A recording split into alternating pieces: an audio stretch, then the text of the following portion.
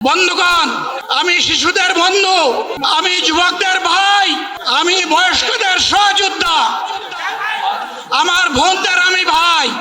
সুতরাং তাদের মুক্তির জন্যই আমি দায়িত্ব নিয়ে আজকে এখানে দাঁড়িয়েছিলাম। আল্লাহর ইচ্ছা, শরীর আমাকে সাময়িকভাবে সহযোগিতা করে নাই। এটাও আল্লাহর ইচ্ছা যে এখন আল্লাহ আমাকে কথা বলার সুযোগ দিচ্ছেন। যুবকদেরকে আমরা স্পষ্ট ভাষায় বলতে চাই, বন্ধুগণ, তোমাদের সাথে আমরা আছি।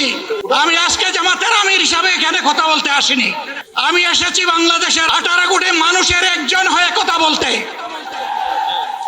আমি শিশুদের বন্ধু, আমি যুবকদের ভাই, আমি বয়স্কদের সহযোদ্ধা, আমার বোনদের আমি ভাই। সুতরাং তাদের মুক্তির জন্যই আমি দায়িত্ব নিয়ে আজকে এখানে দাঁড়িয়েছিলাম। আল্লাহর ইচ্ছা, শরীর আমাকে সাময়িকভাবে সহযোগিতা করে নাই। এটাও আল্লাহর ইচ্ছা যে এখন আল্লাহ আমাকে কথা বলার সুযোগ দিচ্ছেন।